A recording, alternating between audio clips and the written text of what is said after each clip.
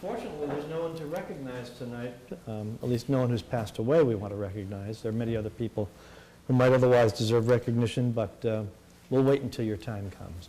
In the meantime, I invite you to join us in the Pledge of Allegiance. I pledge allegiance to the flag of the United States of America and to the republic for which it stands, one nation, under God, indivisible, with liberty and justice for all. The clerk, call the roll, please. Roll call for the meeting of October 15th. Councilor Junta. Present. Councilor Khan. Present. Councilor McCauley. Present. Councilor Bryan. Here. Councilor Shan is absent. Councilor Tontar. Here. Councilor Vogel. Present. Councilor Zede. Here. Councilor Devlin is absent. Councilor Eigenman. Here. Councilor Connell. Present. 2 absent, 9 present. We have a quorum. Very well. I think it's time for public comment, please. First, are there late filed items? Yeah, Something else we the gotta councils will see on their desk, there's a waste reduction program printout that is related to joint ed. There is also an emergency preamble and an order itself related to Order 147, which is a gift, I should say grant from the NRA to the city of $35,000. Motion to waive the rules and accept the late file items. Second. Moved and seconded. Discussion?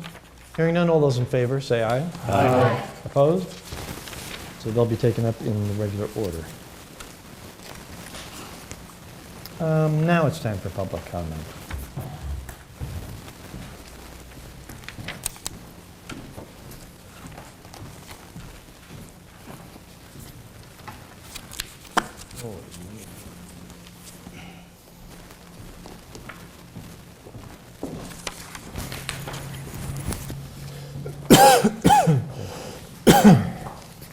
Excuse me.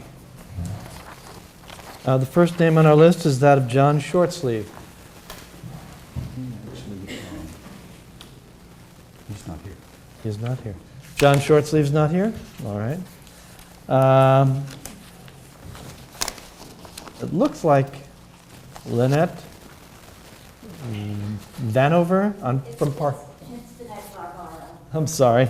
Please approach the microphone and give us your name and address, and you have 2 minutes. My name is Vinette Barbaro, and I live at 8 Park Street and in Newburyport, and have lived there for 40 years. The issue is the parking on Park Street. It is virtually impossible for the residents of Park Street to park on Park Street. It's been that way for quite a while, but it's been exacerbated by the permit parking on Harris Street. So all the people that used to park on Harris Street now park on Park Street. And it makes life very difficult for us. No guests can ever park on the street. We have to move our cars out of our driveway so that our guests can park in our driveway, and there's no place for us to park except maybe on the Mall. I'm an artist and I have a studio in my home. Often people come to visit me to look at my artwork, and there's no place for them to park. Also, I meet with some other artists every week, and some of them are quite elderly.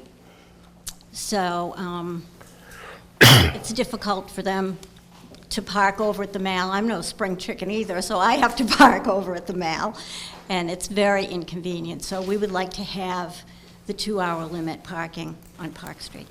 Thank you. Thank you. Thank Lee Taylor.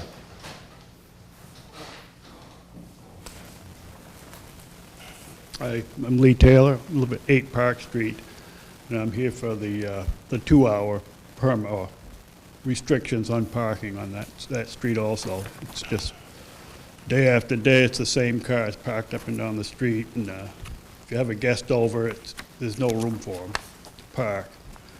And if it's just the same, I'll just start parking on the street and leave my driveway open for my guests. You know, it's just crazy. But, thank you. Thank you. Sharon D'Angelo. Hi. I'm Sharon D'Angelo. I live at 4 Park Street, and I'm here for the 2-hour parking.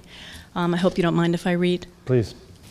I'm in agreement with the 2-hour parking restriction on Park Street, along with owners' rights to park extended hours. Park Street is a one-way residential street with parking available only on one side in front of my house. Since Harris became a 2-hour parking, employees from Harris, which is commercially zoned, use parking from 6:30 a.m. to 5 p.m. without moving. Their car alarms beep, and I have to pick up trash every day. The biggest problem is the lack of parking for our neighborhood. I don't feel comfortable inviting my friends or my family to my house because there's no place for them to park. My parents are elderly, so I can't ask them to drive around and then walk the distance to my house. With 2-hour parking, at least I'd be assured that a space would open and I could park my car in front while they visit. There is a parking lot at the end of Harris, and there is a new parking garage downtown.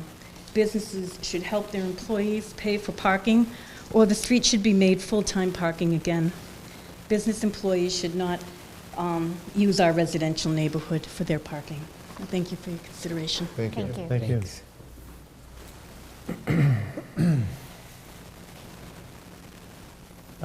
Mike, I believe it starts with a G. I'm sorry, Mike. Thanks. Hi, Mike Gilardi, 7 Park Street. I pretty much concur with everything that my neighbors have said. I've lived there for 30 years. Parking has always been an issue ever since they instituted the 2-hour limit on Harris. The situation has become exacerbated. We have no parking for friends, family, guests, or ourselves. If you go to the market, you come back, there isn't a space available. So if you could institute the 2-hour restriction like it is all around us, that would be great. That would open up some spaces because they park in the morning, like Sharon said, and they don't leave until the end of the day. And it's inconvenient. And let me also say that Park is a completely residential street. There are no businesses. And so we are all homeowners, and our rights are being usurped. So whatever you could do to help us out, we'd appreciate it. Thank you. Thank you. Thanks. Mark Griffin.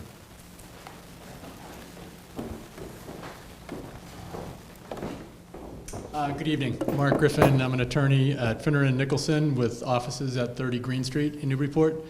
Here representing Scott DeVivo with respect to the animal kennel boarding ordinance. We are obviously in favor of it, but we're also here to answer any questions you may have. Scott is an interested party, interested in opening an animal boarding business, and is very much in favor of this ordinance. So we're here to answer any questions that the council may have. Thank you. Thank you.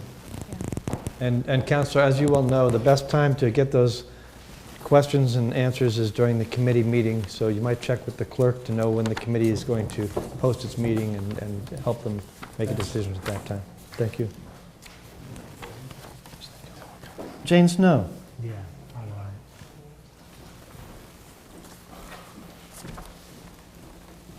Good evening. Jane Snow, 9 Coffin Street. I was a little surprised to see the emergency preamble about the gift of $35,000 from the NRA. I happened to be at that NRA meeting during that discussion, and the information that I heard doesn't kind of gel with the information that I'm gathering from counselors that I talked to just before the meeting. The NRA, when this was brought up to them, they were asked to give the $35,000 to pay for the loom and the seed, which our Parks Department would put down. And their response was that when they were asked in August, they were told that they were only giving up that land for a period of time for a parking study. And so then there was a lot of discussion back and forth, which I'm not going to tell you in 2 minutes. And then eventually they said, well, you know what, we really do want to park, so we'll agree with it. And then there were other issues that were brought up in terms of, could they do this because of chapter number 91, and could they do this through their NRA attorney because of the environmental issues. So I understand that, you know, the amount of season left to be able to put out grass seed is very small, but as my very wise superintendent used to say to me, Jane, your poor planning is not my emergency. And I really would hope that we have carefully dotted our i's and crossed our t's before we go through and do this. I don't want to find out afterwards that we missed important things in rules from, you know, either Chapter 91, all of those things that you have to go through to get this done, because you can always do it in the spring. It isn't, a life or death issue. So I would just say to you that I am disappointed that it being an emergency preamble, people who might have been interested in wanting to come and speak of it will have no awareness of it to come and talk to you. Thank you.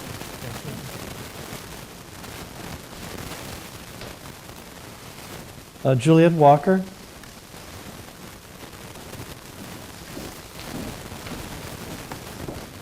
Good evening, Juliet Walker, Eagle Street. I'm here tonight to speak in support of a letter that's been submitted to you by Newburyport Livable Streets. It's on your agenda for consideration tonight. The letter identifies a few recommendations for how city planning and implementation of road and sidewalk projects can be improved to better align more closely with the city's complete streets policy and to improve communication around road and sidewalk projects in general.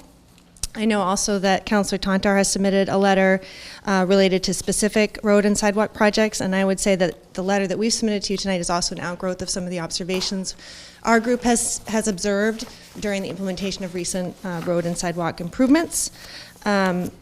We reiterate our offer to work collaboratively with the city to implement these recommendations and other opportunities for supporting ongoing compliance with the city's complete streets policy. And I'm going to request that you refer this item to the Public Safety Committee for further discussion. Thank you. Great. Thank you. Thank you. Peter Murphy.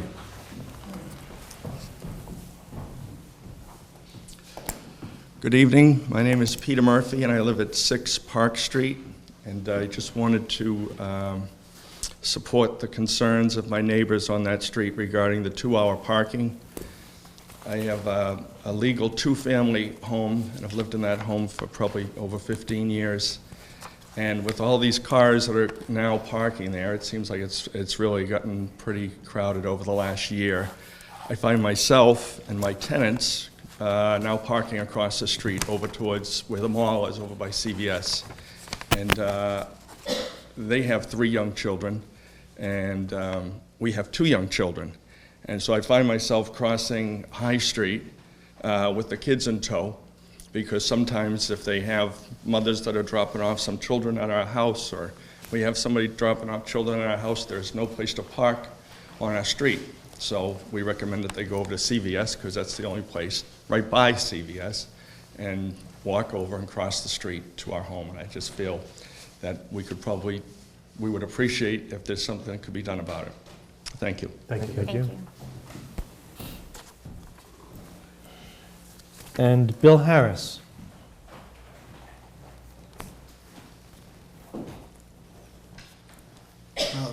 Good evening. I'm going to try 4 in 2 minutes. So number 1, the NRA emergency funding for $35,000. They would have been able to do it earlier. They failed to post their meeting properly. So it is an emergency if you want to seed that property this fall instead of having a dust bowl in the spring. So I'm the one who raised Chapter 91 issues. Under Chapter 91 later, you'll have to have more grass from the waterfront out, but it doesn't stop getting this done now. So I support you're doing the $35,000, approving that now. Second issue, the Brown School overlay zoning. I think we had a great resolution. It passed first reading unanimously. I support the second reading. Let's get it done, get more affordable housing. Third issue is the downzoning of a large number of properties, including the central waterfront, to agriculture and conservation uses. Jim McCarthy deserves a shout out for all the work he did. Andy Port supported that on behalf of the planning department. And it's good for the central waterfront for those who are still concerned that there might be something other than a park there. So that's a great thing to do. I hope you do that tonight. And then the fourth is the one with some uncertainty, and that has to do with the deed from the NRA to the city for Lot C, a lot behind the Custom House, which can't be changed before the NRA goes out of business to include 2.5 feet from the waterfront. So that could be dealt with later. But you should accept, I believe you should accept it. It does have a restriction for conservation uses. But if any of you have been to the Custom House in New London, Connecticut, you'll see if you lose the view of the waterfront, it really diminishes the value of the Custom House experience to visitors. So I think you could do it and accept the deed even though it's restricted for conservation uses. The 2.5 feet that's left, the city harbor master department will be able to control the waterfront from that portion anyway. The alternative is you don't accept the deed, you have it, you take it by the home rule petition. That raises major issues about who's going to protect that Custom House view. So if I were on the city council, I would in fact take the deed as it is. Thank you. Thank you, Bill. Thank you.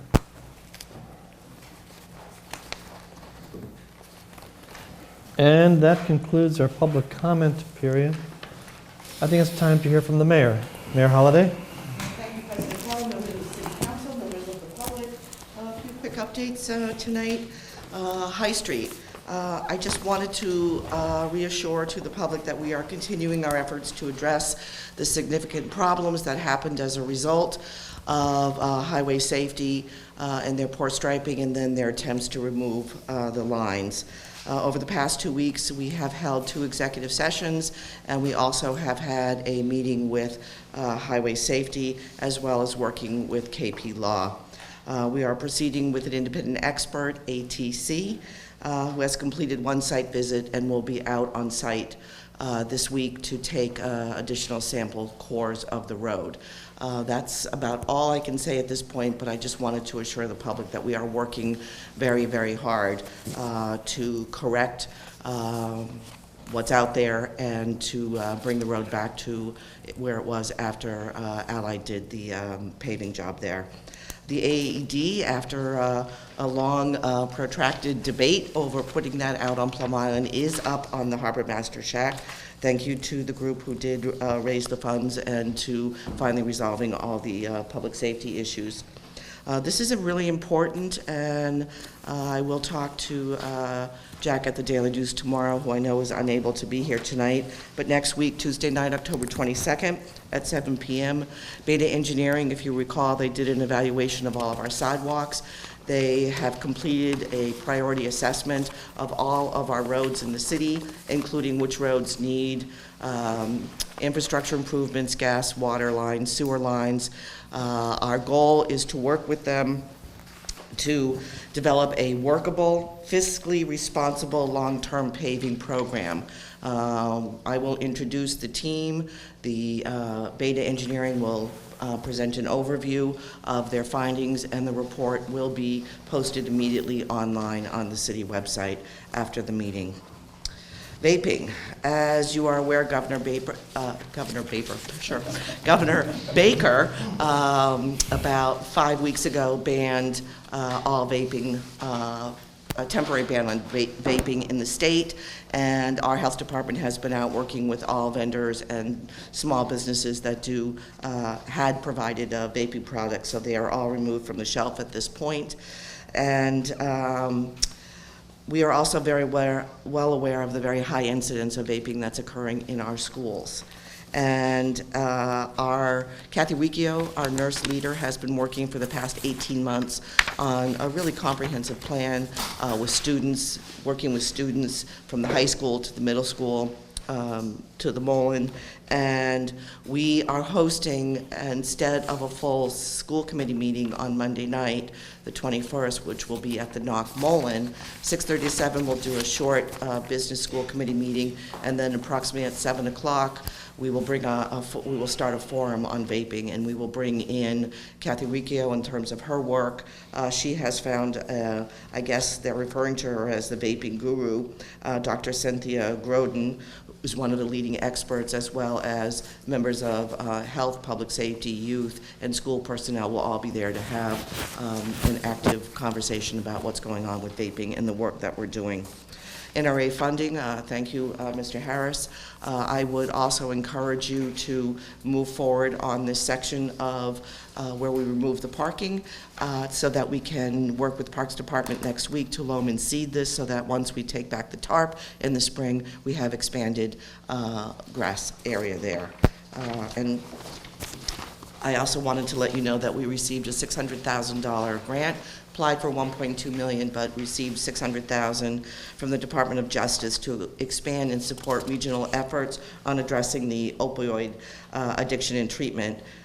We will submit a formal request to the council at your next meeting to accept this grant, and my thanks to the police department and Inspector Danny Sinclair for their important work in this area, as well as to Nancy London. This was a complicated grant with a short time frame, and I appreciate all the efforts that came together to bring this grant to improve our support for people who are struggling with addiction in Essex County. Just wanted to let you know, in case you hadn't heard, at the Merrimack Valley Planning Commission, we've had the pleasure of working with Karen Kennard, who's been the executive director for the past 3 years. She has been, she's accepted the position as city manager in Portsmouth and will be leaving mid-December to take on her new job. Also, this morning, we did an internal meeting review and we received budgets from Port Hub regarding your request to upgrade different filming, taping of the boards and commissions, and so I wanted to just let you know that we are continuing to move forward on that and work on that project. So we should have additional information for you in a few weeks about where that process is. Thank you, Mayor. Are there any questions from councilors? I see Councilor Vogel. Thank you. Mayor, with regard to the Department of Justice grant, your narrative says that you're going to provide us, ask us to accept it and also give us details.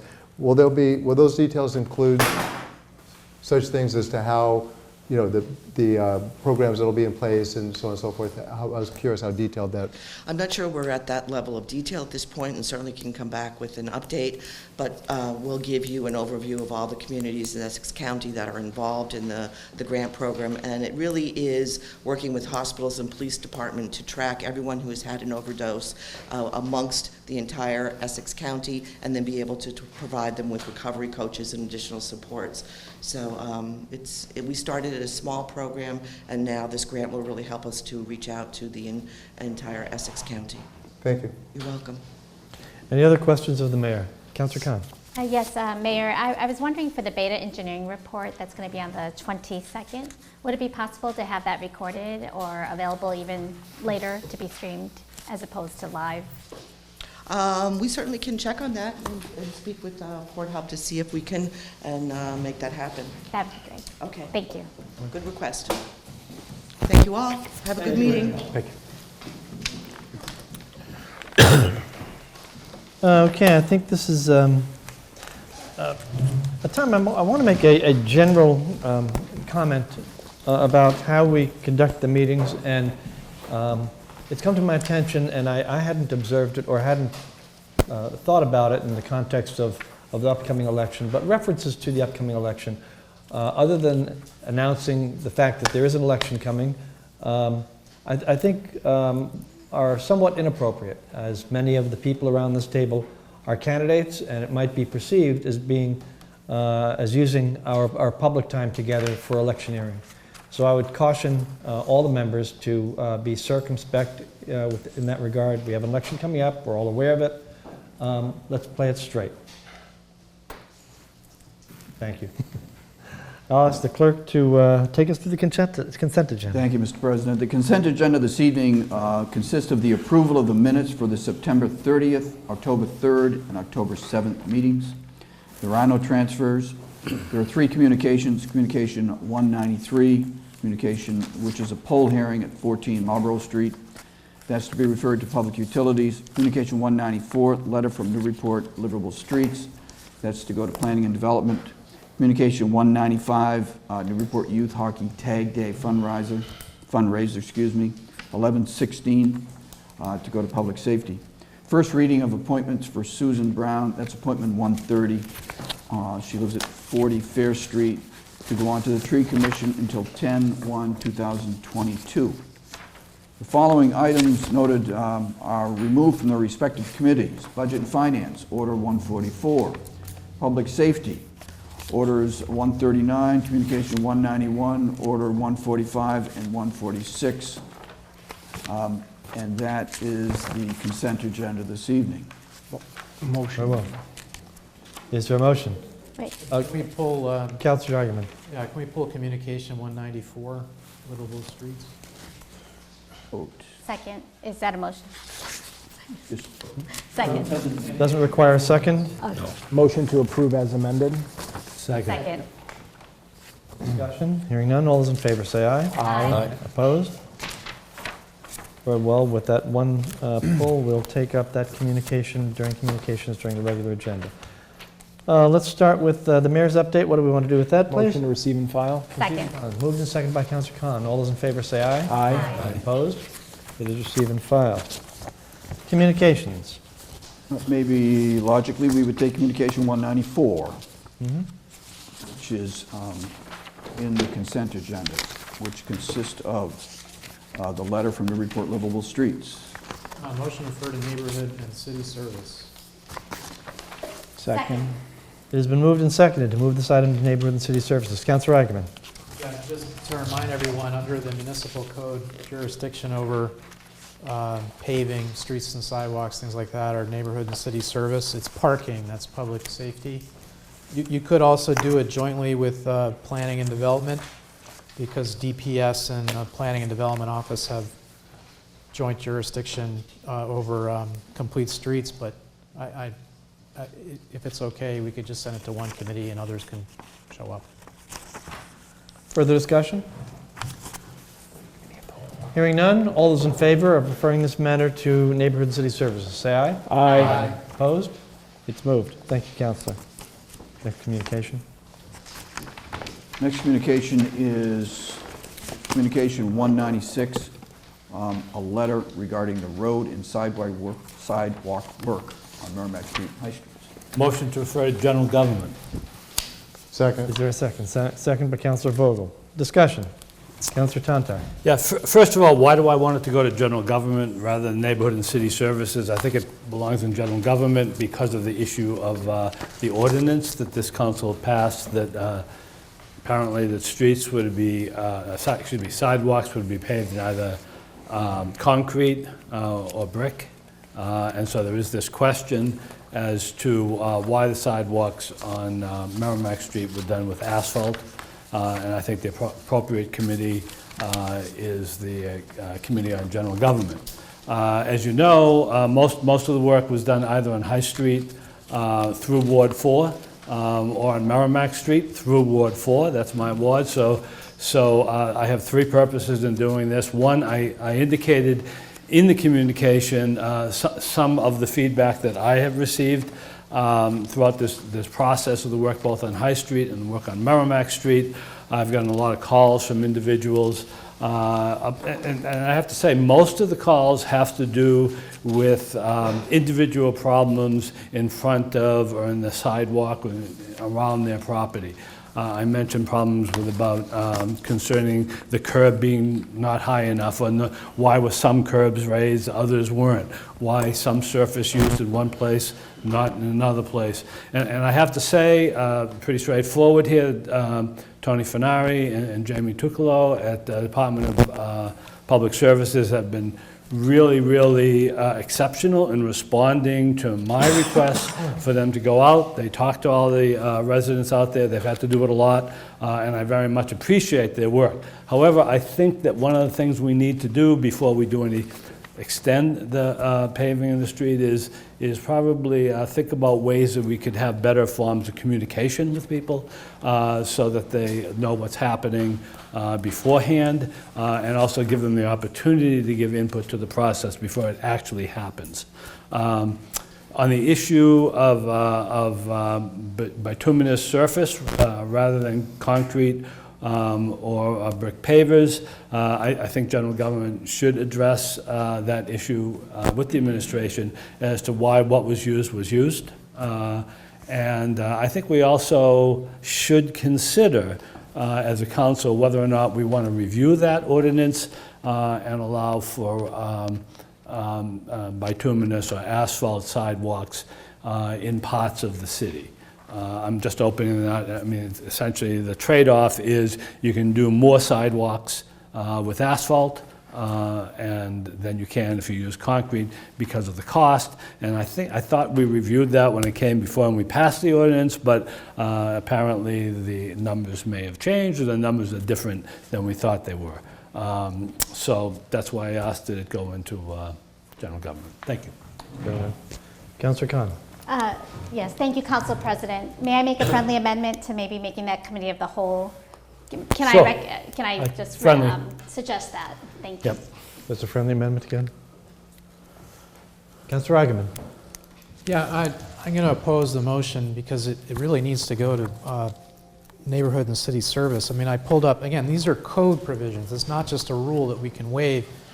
Responsibilities of the Committee on General Government. Quote, the Committee on General Government shall be concerned with supervision of city properties whose custody has not been assigned to a specific municipal department and the following municipal departments: city clerk, city solicitor, registrars of voters, information technology and human resources. The committee shall have charge of and supervision over the city council chambers. That's it. So I don't really understand why it would go to general government, but not only that, again, this is an ordinance. It's not something that we can simply ignore. And then on the merits, I guess I'm a little concerned by the direction that is laid out by the author of the letter. For example, he only wants to do a review of section 1254, which I sponsored on the materials, and I actually did it with DPS. It incorporates by reference the specifications that they wrote for only concrete and only brick. But it doesn't mention section 12-55, which was the companion ordinance passed at the same time 4 years ago, where there's mandatory notice to all abutters for any sidewalk work. And the councilor referenced improving communication, and again, there's already a law in the books. So on those grounds, I'm going to oppose the motion. Thank you, Councilor.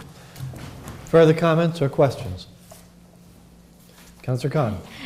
Thank you, Council President. I guess as I'm hearing this as well, in terms of where's the best place to refer this letter, to me, I thought this was more about the enforcement aspect of our ordinances, and that's why I thought general government made sense. I think maybe it might be, I don't know if it makes sense to send to general government to talk about enforcement of ordinances in general as a general rule, which is what I was interested to get into that, which is why I was also saying committee of the whole.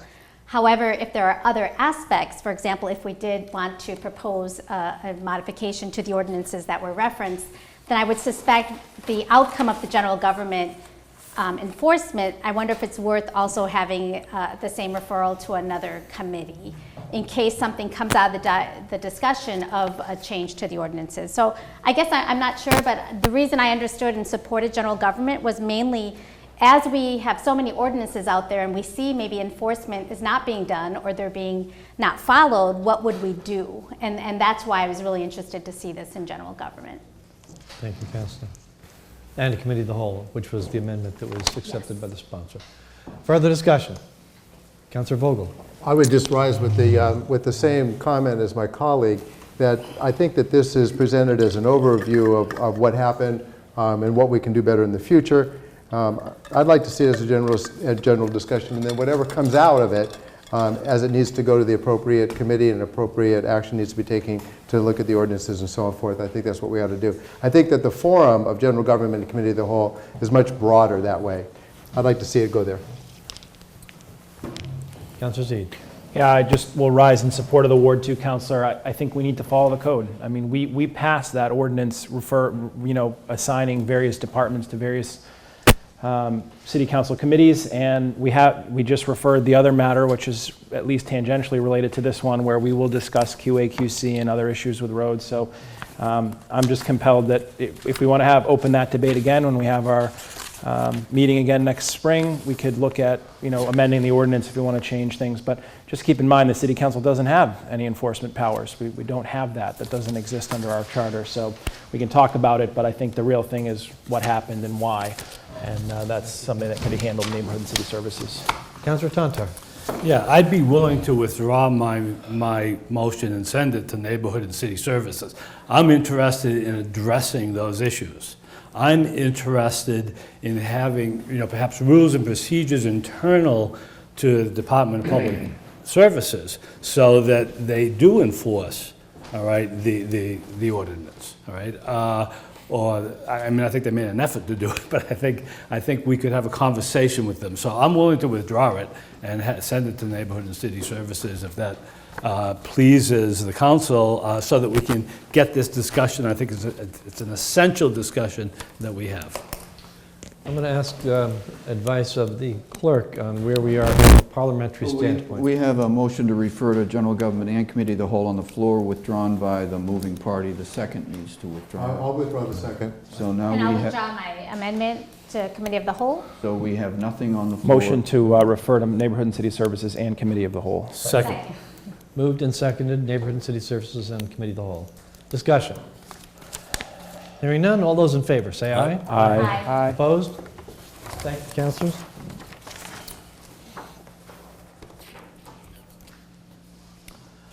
All right, we'll move on to appointments. We have some second reading appointments. 2 reappointments. Paul Healy, appointment 127, 8 N Street, to the CPA Committee till 10/1/2022.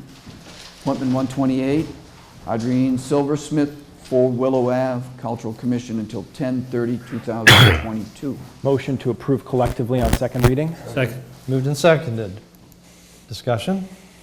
Hearing none, we'll take a roll call on these appointments collectively.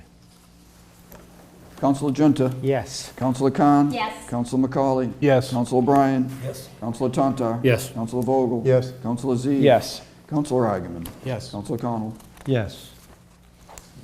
We have no further appointments, although we do have an order, 147, Starting with emergency the preamble. emergency preamble, which in pertinent part reads that the NRA, in order to undertake interim park improvements on the central waterfront, is granting $35,000 to the city. The major component is bringing loam and seeding this fall in order to make the green space usable for next spring and summer. Given that it is already mid-October, the Parks Commission would need the City Council approve the measure in one reading. Jointly submitted, Councilors Connell and Argument. What is the will of the council? Motion Councilor to Tantar. approve the preamble. Second. Moved and seconded to approve the emergency preamble. Discussion? Councilor Eigenman? I know sometimes we're not sure whether to get to the merits or just discuss the emergency, but in public testimony, you heard the emergency, it's weather-related. I just want to add a gloss, if I may, go to the merits below, is that all right? Yes, please do. Which is, the objections that I've heard in Ward 2 to closing off the parking area have come from at least one merchant who feels that, she's falling between two stools, that there isn't as much visitor parking, and so therefore it's harmful to her business. But on the other hand, she recognized that the city's policy is to expand the park. And so eventually that parking has to go anyway. The other stool that she slipped between those, she didn't see any progress on the park. So I think it's important, if we're going to close off these areas, if we have a chance, as Mr. Harris put it, for it to actually be usable in the spring, I want to support that. I want to get going on this park. And so I'm happy to support this. Again, it's limited to accepting the $35,000 from the NRA so that I can next go to the Parks Department. There's nothing in the order here about what the NRA did or did not do. I wasn't at that meeting. And there's nothing in here about permitting from Conservation Commission. I do want to comfort colleagues, though, that I don't think there's any Chapter 91 problem for a park at all. We're okay on that. And on hazmats, I know that's come up over the years. If there's contaminated soil, I don't think it will be disturbed to any real degree by this. That's just my opinion. I hope you'll support this. Thank you. Councillor Zede and then Councillor Tantar. Councillor Zede? Yeah, I'll yield. Thank you. Councillor Tantar? Are we speaking to?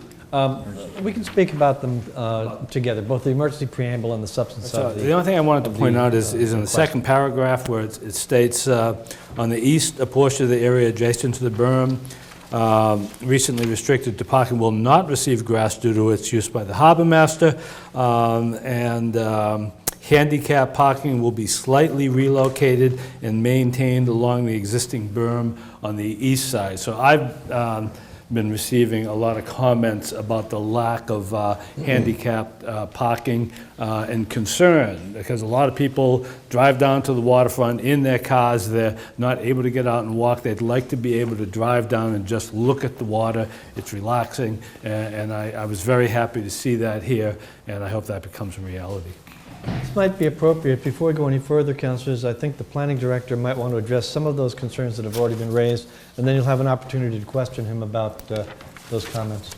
Sure. For the handicap spaces, it definitely appears that that was an oversight when they originally were doing the work, but I believe Public Services has been out since to readjust or put those signs further along the boardwalk, so they are actually located against the boardwalk. I will double check tomorrow morning to make sure, but that we did follow up with Public Services because I think it was pointed out that they weren't flipped over the way that the drawing we gave them had been pointed out. Yep. So I think that's been taken care of now. The Chapter 91, definitely not an issue. It's a park. Jody Vining from our office has reached out to the Waterways Division at DP just to confirm that they're okay with it, but we don't expect any issues. Again, it's a park, and it's just temporary improvements. It's not any substantial grading changes. It's still going to be public access. Yep. Thank you.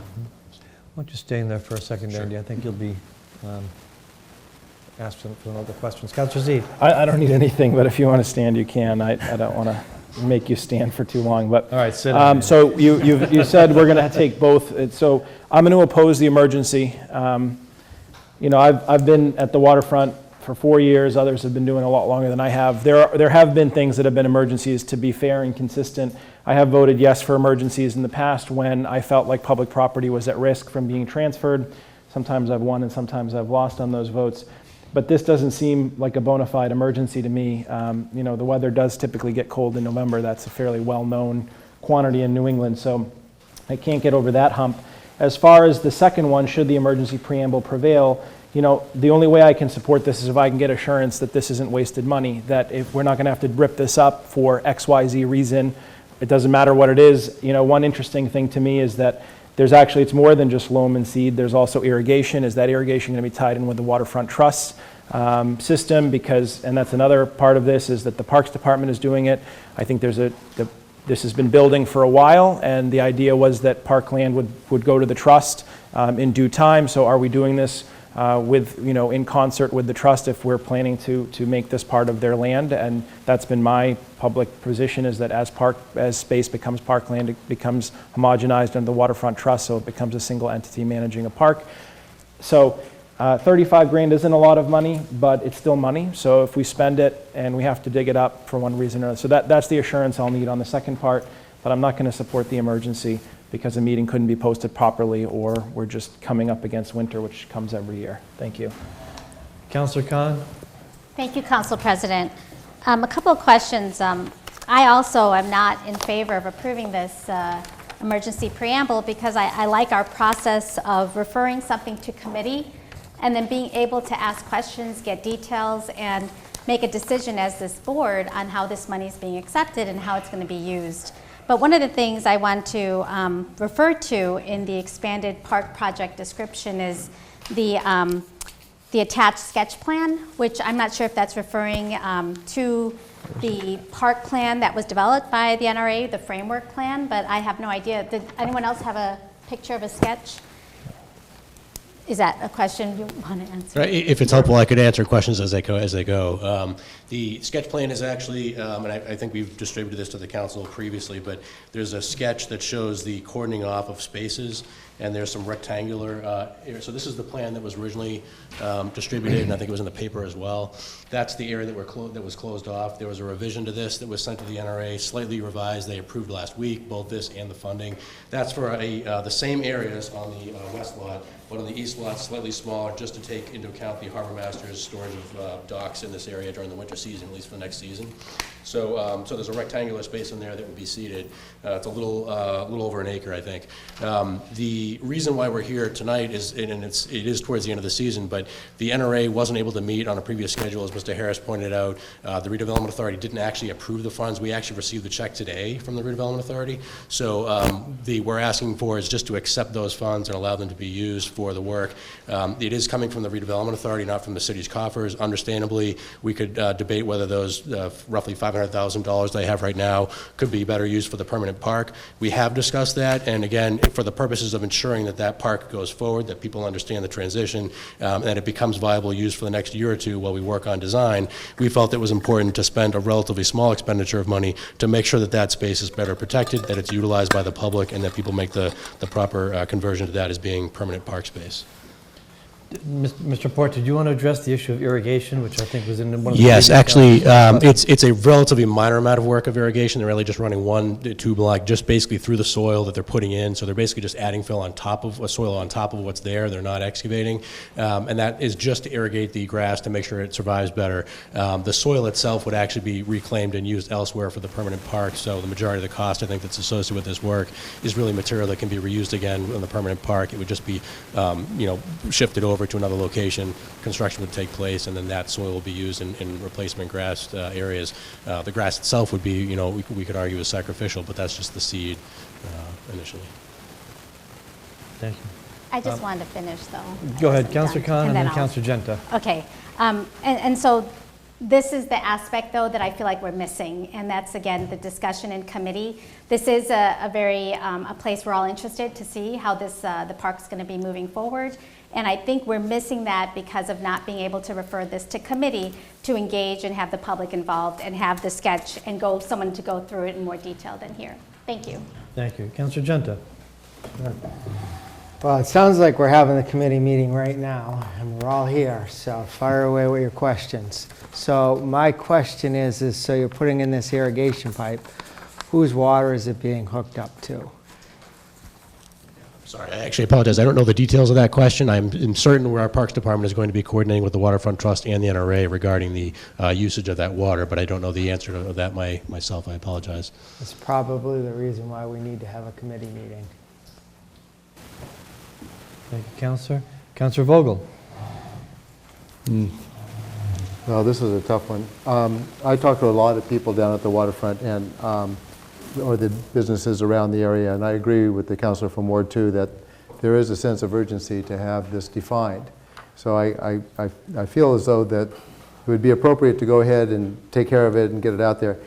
My concern is the fact that, as it was so cleanly pointed out, that I mean, winter comes, and I don't know about any of you. I have a hard time growing weeds, much less grass, in the a month before it gets cold.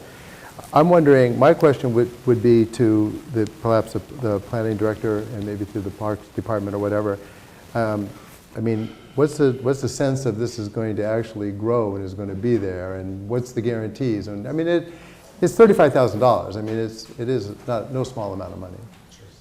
Yeah, the grass is actually a good time for that to take place, and so Mike Hennessy is actually feels very strongly that it should be done now because it is a good time to do that. The next couple weeks are actually a good time for that to take root, and again, because in the springtime there'll be much less work for them to do because it will have established this fall, which he feels is a good timing for that, even before the frost, that it'll be better suited for the spring. Okay. And then as far as, moving on into the winter and winterizing it and taking care of the water and the small irrigation and so forth, that's all been talked about? Correct. Yep. I don't have any further questions, but I sure do not sure how I'm going to vote on this. I have a couple of other councillors. Councillor Zede. So just another question on the same thread. So assuming that this passes and the grass is planting, who is going to take care of it next year? Who's going to mow it next year? Our Parks Department will be taking care of it. I would venture to guess the NRA will be dissolved by then, so again, it will be coming back to the city either way, but it would be the Parks Department until, as you pointed out, I think earlier on, that the land is transferred to the trust. So. Councillor Eigenman. Yeah, I mean, I confess I don't know anything about planting grass, so I have to rely on staff. If you know, staff is, and also Mr. Harris. So if they're telling me that it is an emergency, that to get it established, you have to do it now, I'm taking their word for it. I don't know anything about landscaping. The one thing that does disturb me in the back of my mind, and was raised by the Ward 1 councilor, I just want to acknowledge it, which is that eventually, yes, the permanent park is supposed to be the Waterfront Trust, not the Parks Department. That's the position of the City Council that we adopted a couple years ago. So I just want to make clear that that has not changed.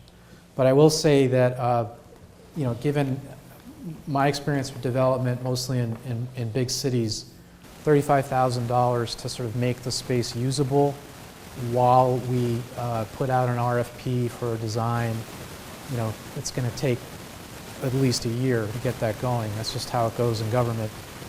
Is worth it. So I don't regret the fact that we probably will have to bulldoze this dirt, which I think of as clean fill, and move it around later. But on balance, it's worth it.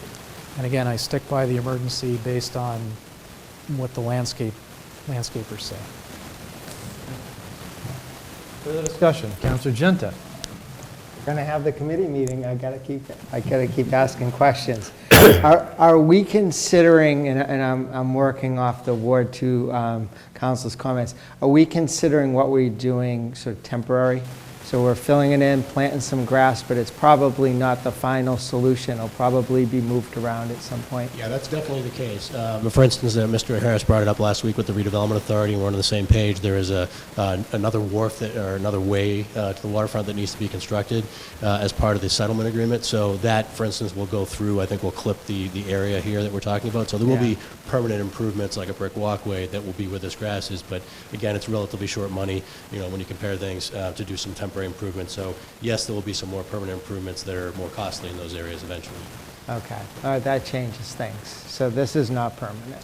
No, but again, the soil could be reused. Okay. Councilor Vogel.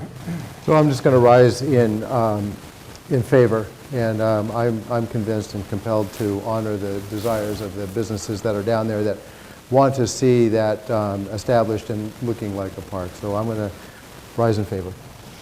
Thank you, Council. Further discussion? Hearing none, I suspect that we're going to need a roll call on this eventually, so let's take it now. Councilor Agaman, you moved. Was there second? I second it. Thank you. So this is for approval of the emergency preamble, meeting 8. Councilor Junta. Yes. Councilor Khan. Yes. Councilor McCauley. Yes. Councilor O'Brien. Yes. Councilor Tantar. Yes. Councilor Vogel. Yes. Councilor Z. No. Councilor Agaman. Yes. Councilor Connell. Yes. Barely 8. Motion passes. On to the order. Okay, and the order, please. The order is in pertinent part, Order 147, that whereas the NRA at their October 8th meeting approved a payment of $35,000 in order to undertake interim improvements, City Council accepts payment from the NRA and appropriates these funds to the Central Waterfront Interim Lawn Expanded Park Capital Project to be expended by City Parks Department and Department of Public Services. Is there a motion for this then? Motion to approve. Second. Moved and seconded. Discussion. Councilor Z. Yeah, I'm going to vote no, so I want to just stand up and justify my vote. I do not find myself convinced that this is a worthwhile expenditure of funds at this juncture. There seem to be some details that are missing. I'm uncomfortable with the Parks Department aspect of it because that isn't where we're supposed to be headed. And I also think that 35, you know, so I'm not 100% clear who, you know, it's funny to mention downtown business, for example, because some of the feedback I've heard from others is that this is just a thing about the garage and that we need to get people to park in the garage. So we cordoned off the spaces and now we're filling them in, so there's no chance of going in that direction any further.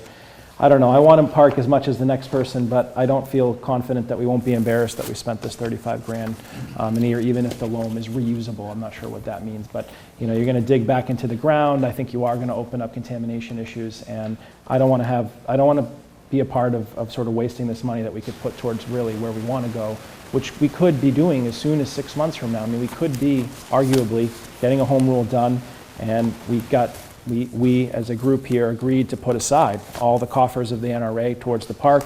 We've got the other money that would roll in from the parking locked up for the park. So it's not like we're without resources. And so 35 towards, say, for example, a final design instead of doing this seems to be a better. But it's hard to say that with certainty without having more committee meetings and discussion. Further discussion?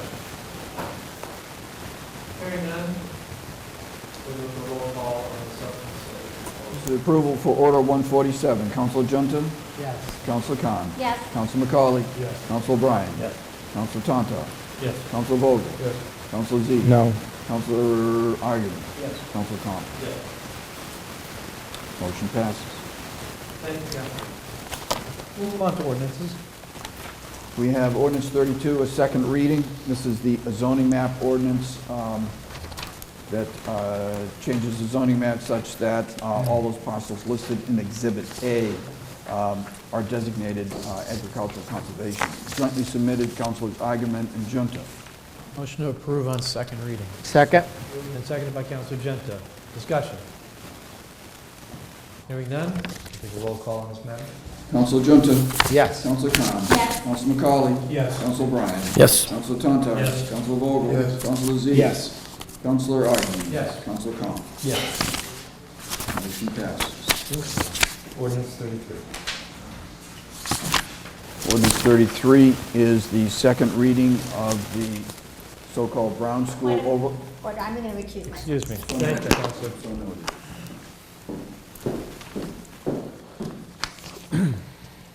For the record, Councilor Khan has recused herself. It is ordinance 33, second reading, Brown School Overlay District. That is submitted by Councilor Z.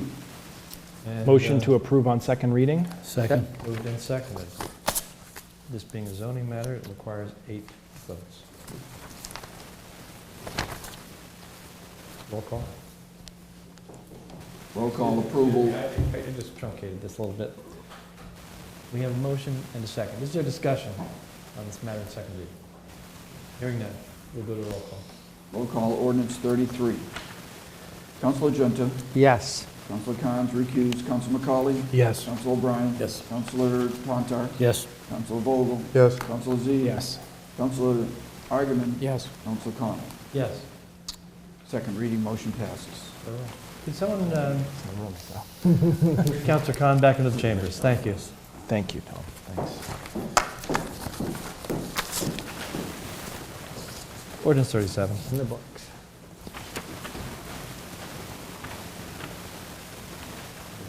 Ordinance 37 is an ordinance regarding appointment and duties of the city solicitor. Again, second reading. Submitted by Councilor Argument. Motion to approve on second reading. Second. Moved and seconded by Councilor Zede, I believe. Discussion on second reading. Hearing none, we'll take a roll call on this matter. Councilor Junta. Yes. Councilor Khan. Yes. Councilor McCauley. Yes. Councilor Bryan. Yes. Councilor Tonto. Yes. Councilor Vogel. Yes. Councilor Z. Yes. Councilor Argument. Yes. Councilor Con. Yes. Motion passes. Very well. Committee items. Budget and Finance. Motion to remove Order 144, tree care and plantings gift acceptance, $40,732. Second. Moved and seconded. I heard 2 voices. I'm going to say it was Councilor Khan. Councilor Tonto. Yes, the city's being offered this gift by PCI Synthesis. As a result of negotiations, we understand with the EPA, they can make a gift to the city. We don't know exactly why they have to make a gift to the city, but they're offering to us, so we're happy to accept it.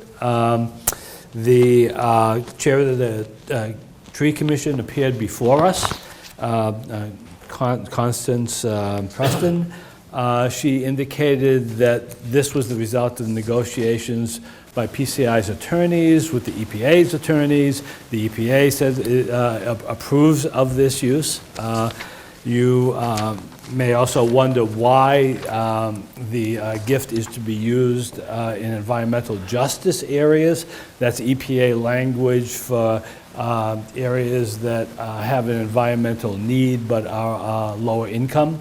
The list of that you find, Sullivan Building, Horton Terrace, Kelleher Park, was put together with other agencies in the city. And it also includes the possibility of planting trees in the wetlands in the industrial park and also out on Plum Island if it's feasible to do that. The vote in committee was 3-0 to recommend approval of this generous gift. It will result in planting of 63 additional trees in the city. Terrific. Councilor Zede. Yeah, the only thing I want to just double down on is that, as we discussed in committee, there's no agreement between the city and PCI. There's no agreement between the city and the EPA.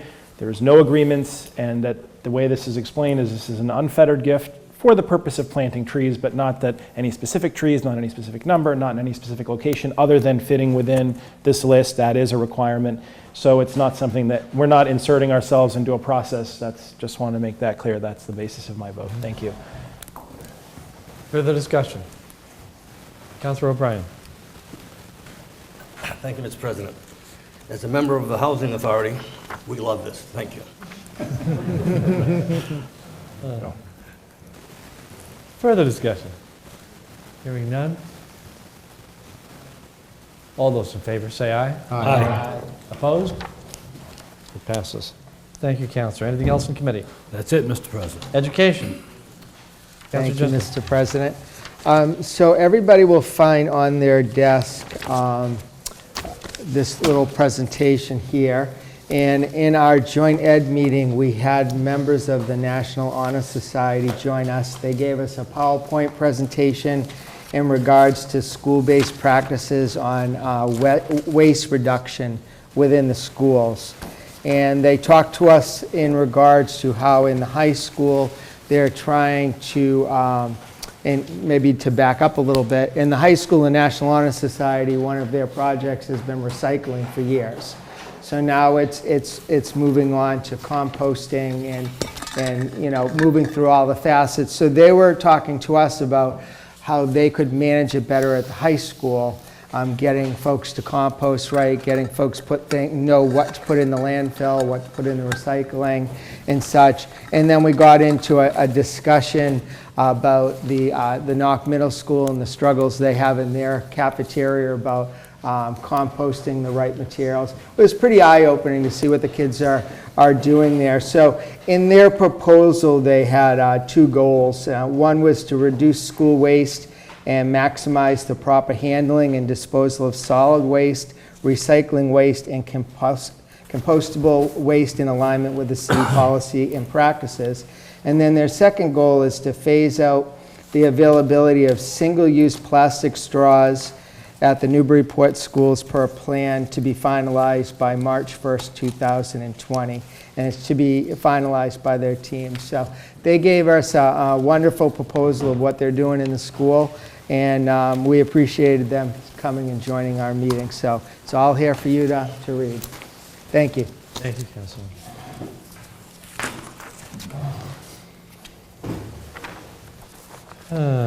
General government, there's nothing to report. License and permits. There's nothing coming up. Neighborhood and city services. Nothing coming out. Planning and development. Yes, Mr. President. Motion to remove Ordinance 40, zoning ordinance regarding kennel animal boarding use. Second. Moved and seconded. All those in favor say aye. Aye. Opposed? It's out. Motion to approve as amended in committee. Second. Moved and seconded. Discussion, Councilor Eigenmann. We had a joint public hearing duly advertised with the planning board on October 2nd, and both the planning board, I don't think they submitted a written report, but they supported this, and so did our committee. Very simply, you heard from the applicant's attorney, the applicant would not be able to open this business unless we do this amendment.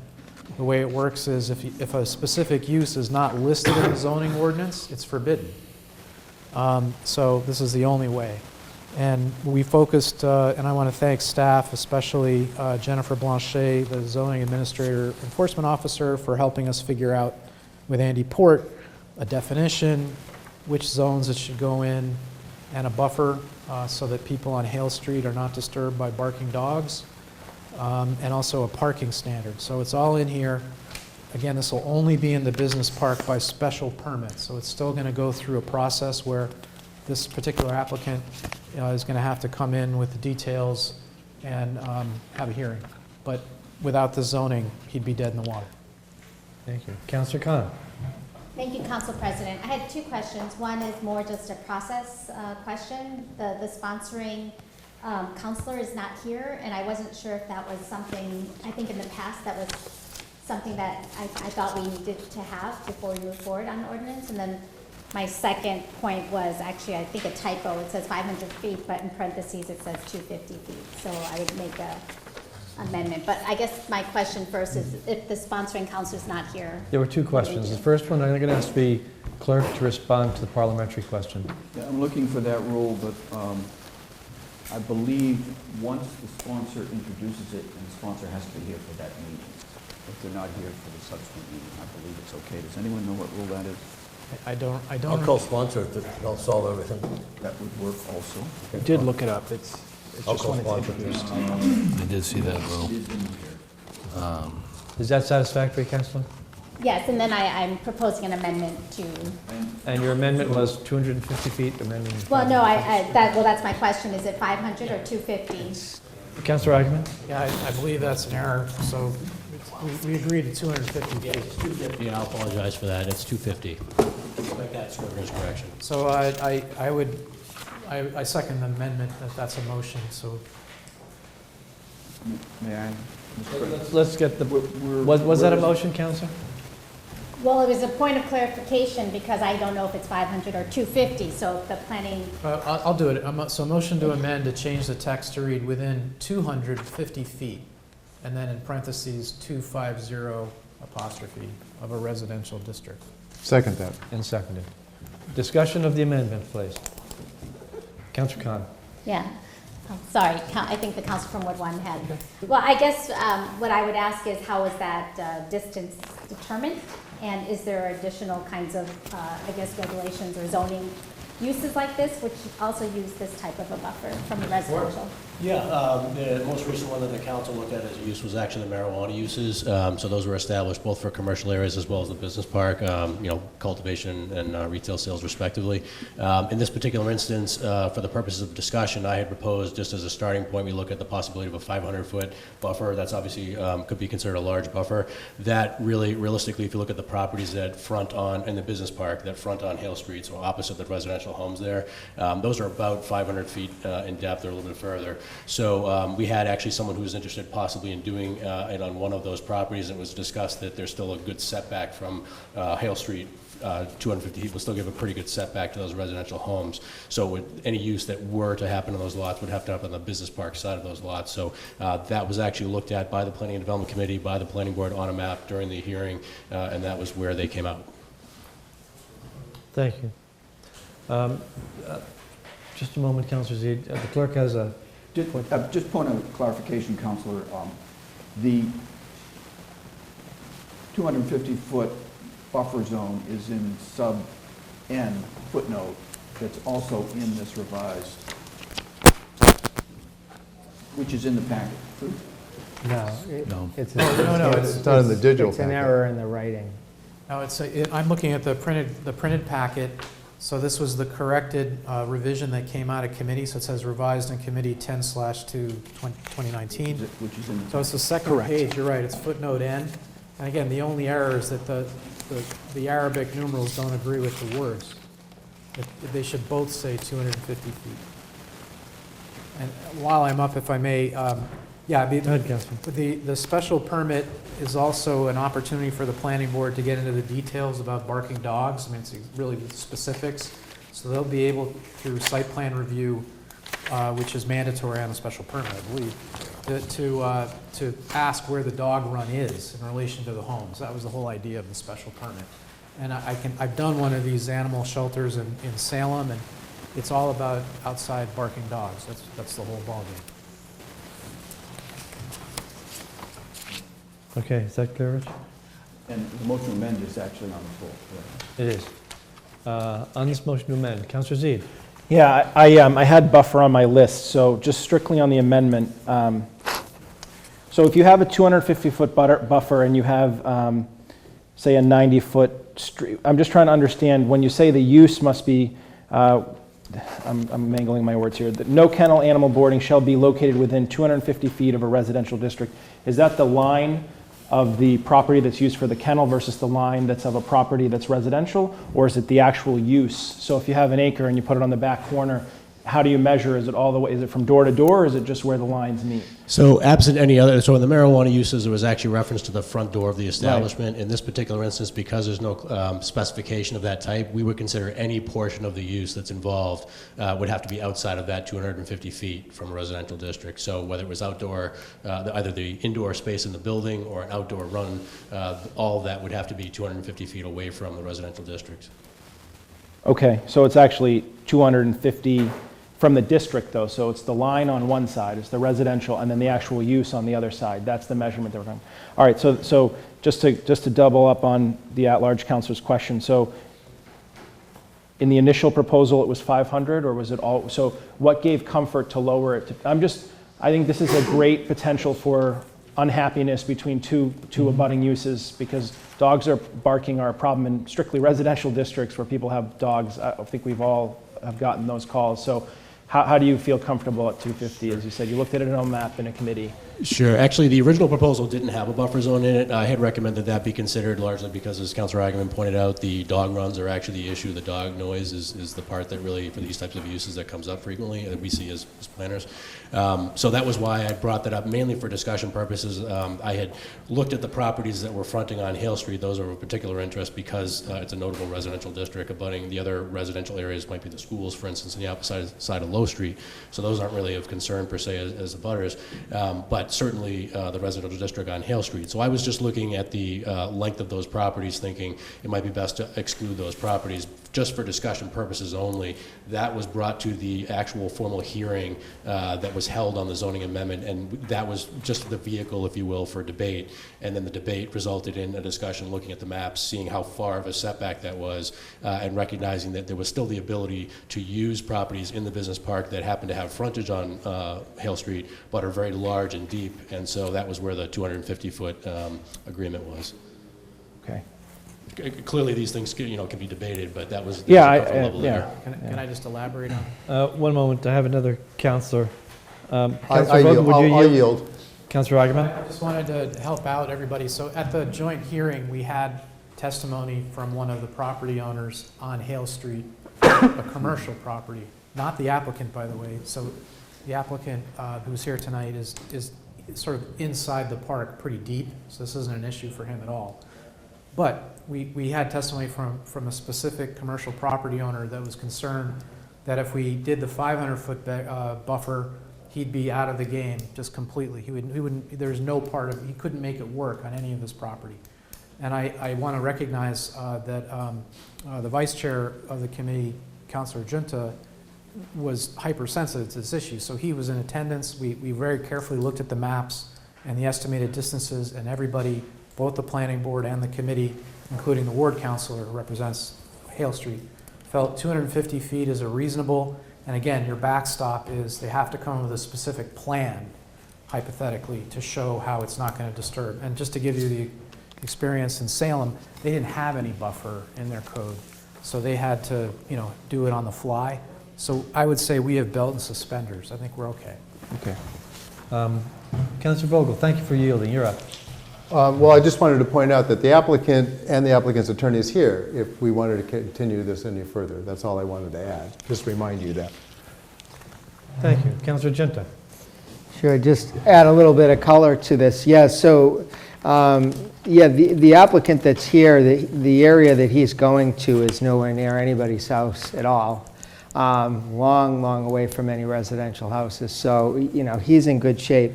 Really, the concern came with my line of houses on Hale Street, and the new commercial building that was built right there. But as that commercial owner told us, if he was to do it, it would be behind his building, which is a thickly wooded area that goes up Malcolm Hoyt, which has like wetlands that run up the side of it. So if he was to go into this type of business, he would have to sort of carve an area out in the trees to do it, which again would be a great sound buffer. It's not going to be a wide open, clear-cut area.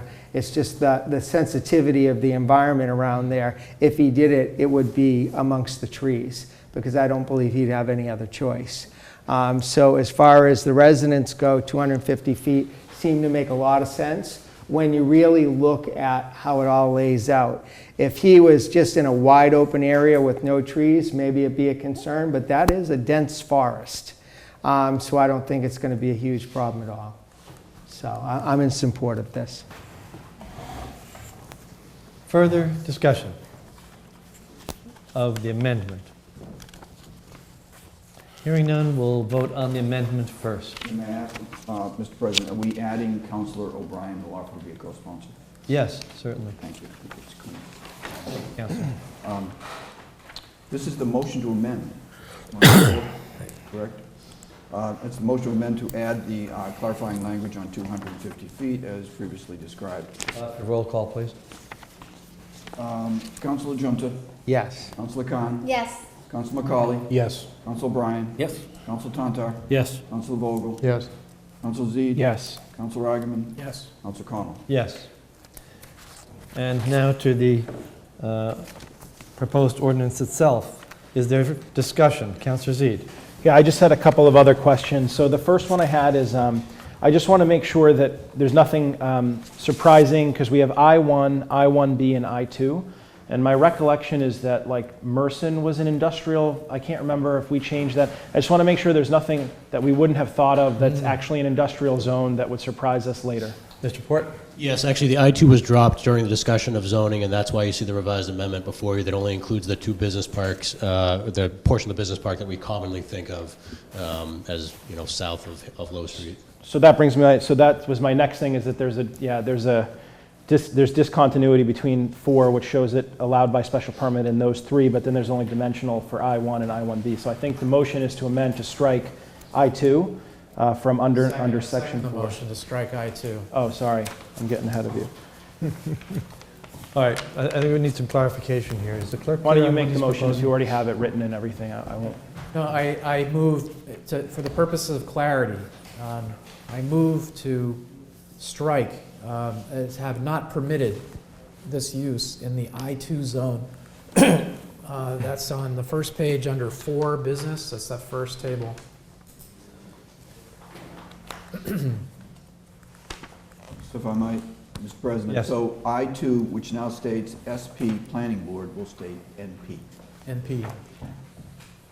4, table under 4. For I-2. And that is a motion to amend by Councilor Agaman, seconded by... Seconded. Do I have a second on Councilor Agaman's amendment? Councilor Vogel. Okay, either one. Fine. Just, I think he beat you to it again, Chair. no, it doesn't matter. All right.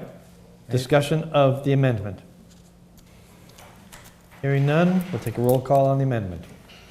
Councilor Junta? Yes. Councilor Khan? Yes. Councilor McCauley? Yes. Councilor Bryan? Yes. Councilor Tantar? Yes. Councilor Vogel? Yes. Councilor Zede? Yes. Councilor Agaman? Yes. Councilor Connell? Yes, and I apologize to the councilors for asking for roll calls on this, but it's a zoning matter, and I think we ought to roll call every element of it, even if it's not required for an amendment. And now we revert again we revert to the motion that was on the floor, to the Motion to approve as motion amended. to approve as amended. Councilor Zede. So that takes care of all of them except for my last one, which is just, can somebody speak to how the parking requirements were? So 1 per full-time employee during longest work shift, plus 4 visitor spaces.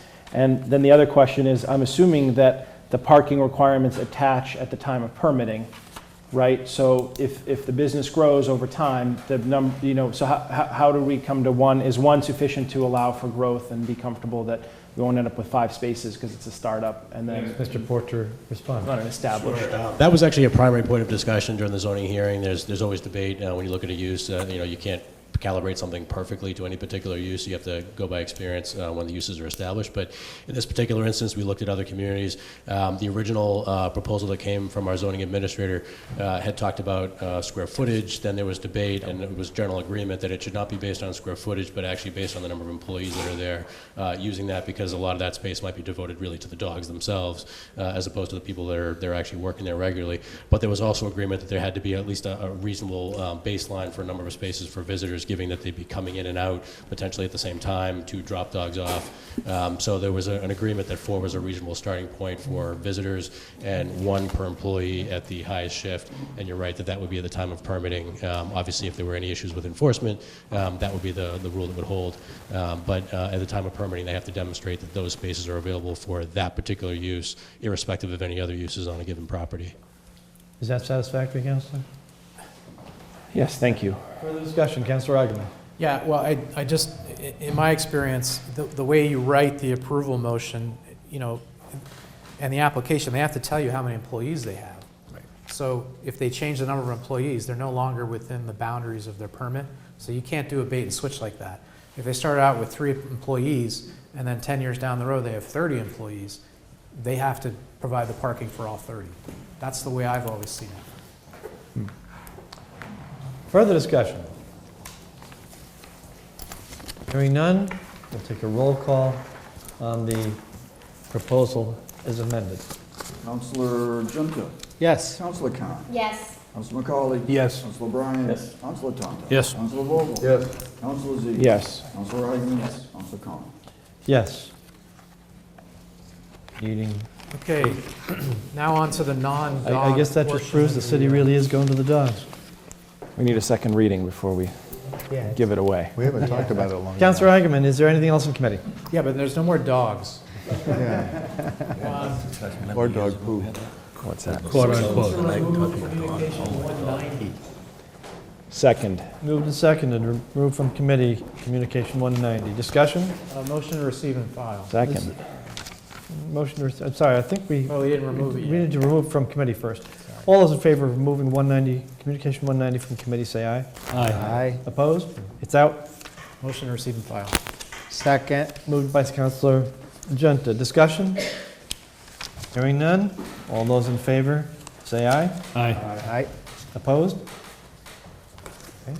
Is there anything else in committee, Councilor? Yep, motion to remove ordinance 41, zoning map, Colby Farm Residential Overlay District. Second. Second. And seconded by Councilor Tantar. Discussion?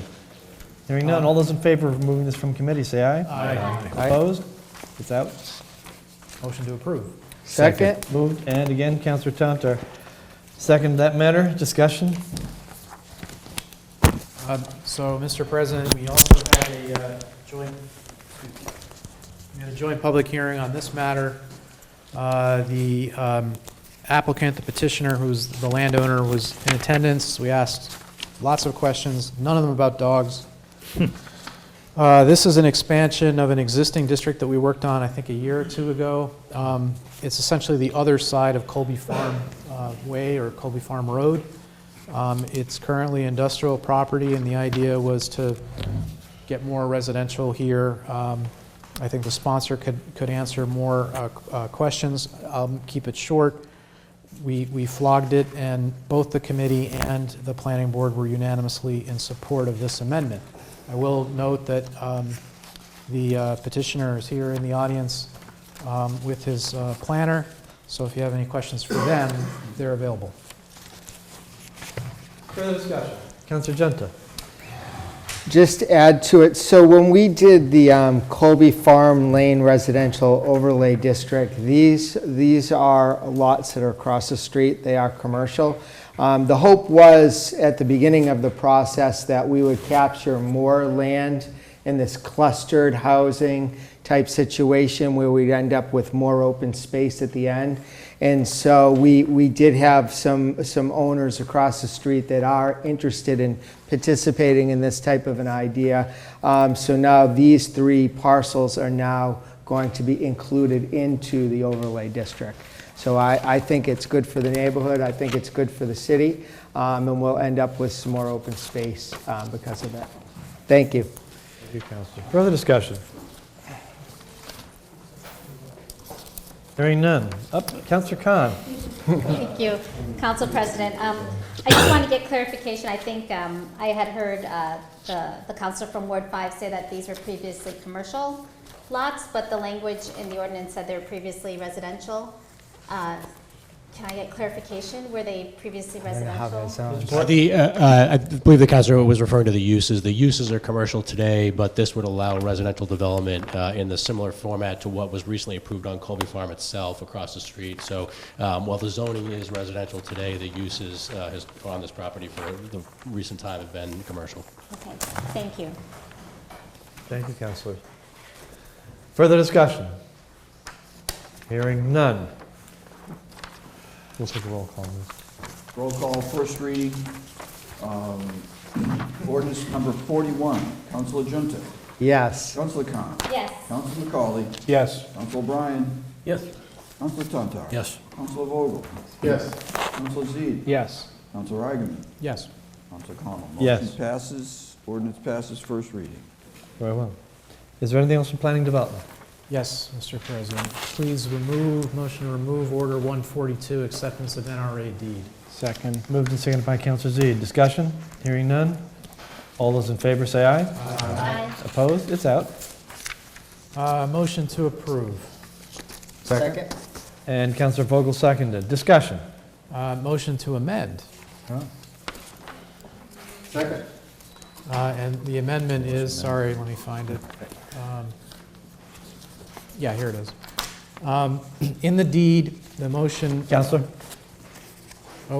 In the deed, second paragraph currently reads, for consideration of $1 paid, hereby grants to the City of Newburyport a municipal corporation, comma, acting by and through its Conservation Commission, comma, having its place of business at City Hall, for open space and passive recreational purposes pursuant to GL Chapter 40, Section 80C. The amendment is to strike the phrase, acting by and through its Conservation Commission. Just that. So I'm proposing that we retain for open space and passive recreational purposes pursuant to the state law, but it would not be controlled by the Conservation Commission. Second.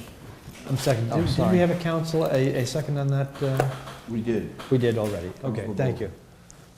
Okay, could I... Discussion of the amendment, please. Okay, so... Councilor Eigenman.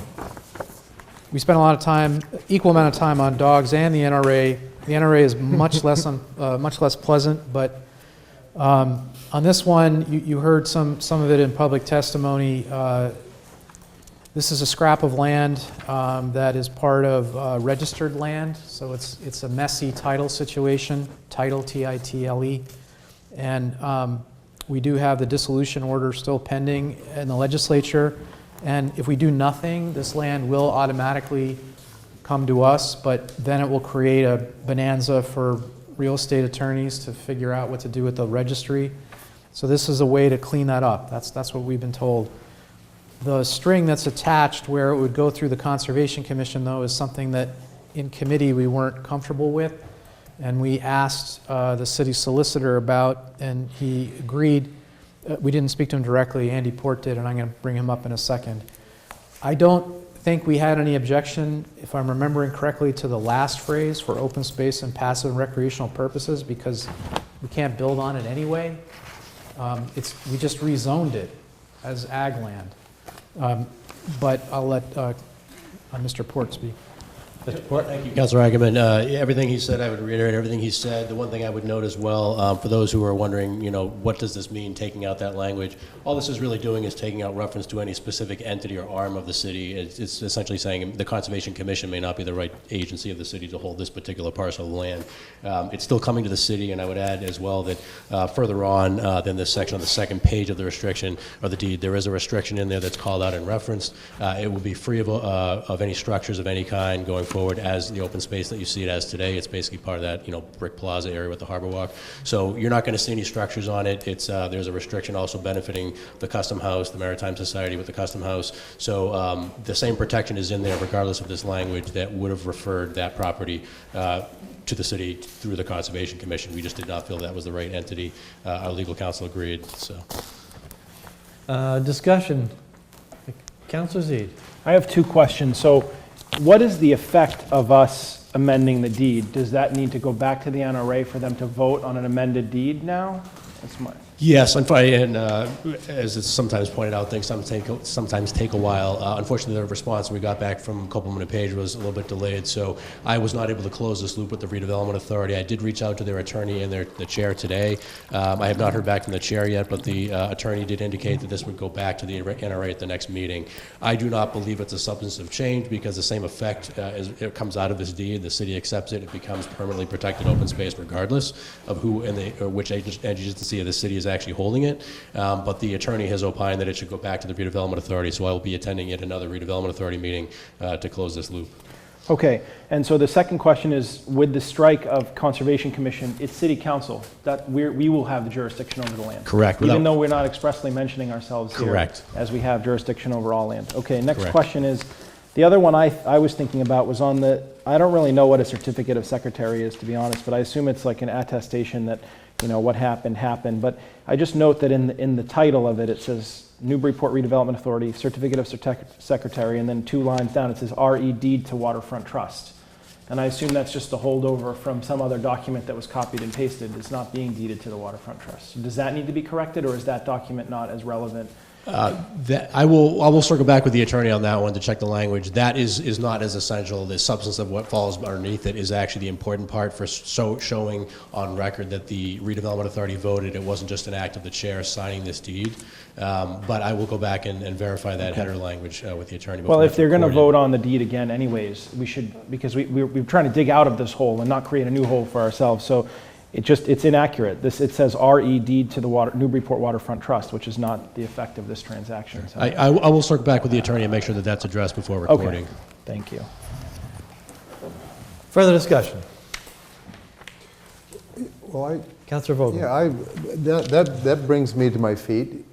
If what you're saying, so we're going to approve this, but it may not, are you suggesting it may not be correct? Is that if I may? I mean, yes, I was trying to understand if it's that important or not, or if the certificate of secretary. I just, it's not accurate. It's not a question. There's no gray area. There's no deed to the Waterfront Trust in this transaction. So, I mean, if we could strike it and that would be good, then we could do that. It's a Scrivener's. Hold up, please. To me, it's mostly a Scrivener's thing, but that's my take. Councilor Vogel is satisfied? Okay. Councilor. I would agree with Councilor Zede. I think that's a correction that should be made. I do not believe it would have any legal effect if it wasn't, because the substance of what is being conveyed in that document is in the paragraphs below.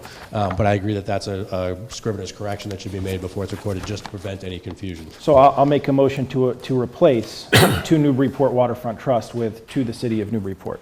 I'll second that. Except we have a motion Except to we- amend on the floor. Yes. I'll add my amendment to the existing amendment, if the sponsor will so have it. He's giving me the thumbs up, so. I think that's in Robert's rules. Just If that requires a second on that, then I second that too. And Councilor Vogel seconded Councilor Ackerman's thumb. We're striking RED to Newburyport Waterfront Trust. And we're just replacing Newburyport Waterfront Trust with City of Newburyport. Okay. Where exactly is that in this document? Let's be clear about where that is. I'm so we reading all keep through the record paragraphs and clean. it's on the top. It's under the attachment, which is Newburyport Redevelopment Authority, Certificate of Secretary. That's the 4th line, which now reads deed to Newburyport Waterfront Trust will read deed to City of Newburyport. May I just, before we continue, ask Mr. Port, what's your view of this configuration now, since you've been talking to KP? This addresses all the only concern that Copeland and Page had, which is the same one that we had, that, as pointed out by Councilor Z, that this land remain underneath the City Council rather than the Conservation Commission. So. All right, thank you. Councilor Genta. So this document was written by the NRA, correct? Correct. And was there any meaning to why they put this in capital letters on the top? Yeah, actually, to be honest, from experience, I think it's probably just because the attorney for the NRA was using the template for the Custom House conveyance that had recently happened, so that's why it says Waterfront Trust, I So imagine. this is a boilerplate? It's just boilerplate language, and I imagine she just forgot to change that header. Just wanted to make sure there wasn't something behind all this. It's a good question, yeah, no, but I think that's probably the only reason why, and it's just the header and it needs to be adjusted. Like I said, the paragraphs underneath it clearly spell out that it's for the purposes we outlined here, but I'll make sure that gets addressed before the document's recorded. All right, further discussion of the amendment. Councillor Khan. Of the amendment. Can I ask the clerk to clarify where we are from a parliamentary? We have a motion to amend on the floor to do two things. One, to strike acting by and through its Conservation Commission, and the language that now states deed to Waterfront Trust will be replaced and state deed to City of Newburyport. Those two items on that motion are on the floor. Very well. On the amendment, is there further discussion? Hearing none, we'll take a roll call. Councilor Junta? Yes. Councilor Khan? Yes. Councilor McCauley? Yes. Councilor Bryan? Councilor Yes. Tonto? Councilor Vogel? Yes. Councilor Zede? Yes. Councilor Devlin is not here. Councilor Agaman? Yes. Councilor Khan? Yes. And now to the substance of the proposed order, excuse me. Councillor Khan. Okay, thank you, Council President.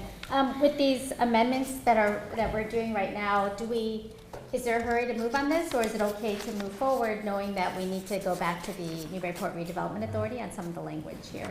Well, like I said, I have not heard back from the chair of the Redevelopment Authority, but the attorney has gotten back to me, and they're fully expecting to have that on the next agenda to address the language in the deed itself, irrespective of the title. We'll add that to the list of things to be corrected, just as a scrivener's error. But they already have on their agenda, or they're already placing on their next agenda, this adjustment for the deed itself, taking out the reference to the Conservation Commission. It addresses all the issues that legal counsel had. I would definitely recommend, as our legal counsel has, as Councilor Eigenman pointed out, there's benefit to us, as the attorney for the NRA has pointed out as well, in getting this deed right now rather than waiting for the dissolution of the NRA. And that's actually reflected by the court's, I believe that's actually in your packet as well, the order from the court, clarifying, long story short, the title is messed up, and so the deed is actually right now in someone else's name, even though it's actually agreed that it's the Redevelopment Authority's property. So the court basically ordered the Redevelopment Authority to issue the transfer of the property to the city. And so by closing this loop now, we will not have to clean up this mess later on after the Redevelopment Authority is dissolved by the state legislature. So it's really just a cleaner way, more helpful way of getting it done than having a bunch of attorneys spend time in court later on to do it. We'll basically close that loop and have it properly, that chain of title will be clear going back. Stay right there. Councilor Zede. I just wanted to also try and answer your question. I mean, yes, we could wait till the NRA goes and they vote on this and then bring it back and we do it, but I think we can just tell them this is what we're okay with, and I'm guessing that they're going to be okay with it too. If they're not, then they'll have to come back to us. So it's kind of like chicken or the egg. We're chasing each other, but I don't think either of these change the substance of the matter. We're saying it's not conservation, and the other ones, the scriveners are. I'm comfortable putting the ball back in their court instead of saying, okay, let's delay this whole thing by another month and a half while we wait, because we meet every 2 weeks. They can probably meet in a week or two, and we can close the whole thing. It's my take on it. Councillor Khan. Just to follow up while we have, I guess, this conversation, what is the status on that dissolution? And I don't think we heard anything lately from the mayor on that, so that was one of the questions I had in terms of the timing. So yeah, so the Legislative Council had asked for a copy of the Redevelopment Authority's deeds.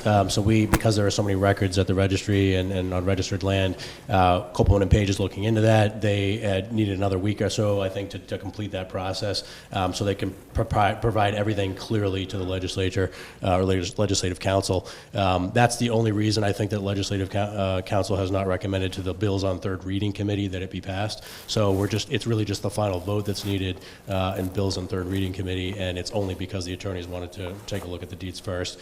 This really all boils down to the fact that in the bill itself, it immediately designates this land as Article 97 property that's going to be in permanent park protection.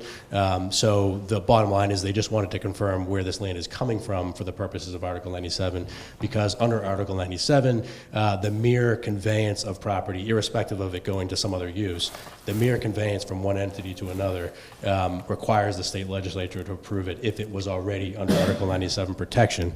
So I'm trying to make something very complicated simple here, but because some of the park that was constructed on the Central Waterfront Market Landing Park spills over into the Redevelopment Authority property, and part of that money, it's presumed from records we have going back with the state, that some of that park was constructed with state money and federal money for that park, that it is itself already legally protected as park space because of that.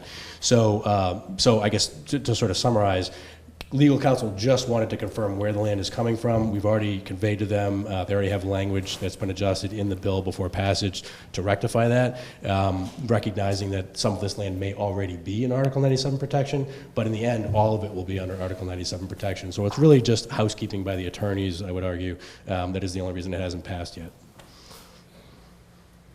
That's my understanding as well. Further questions?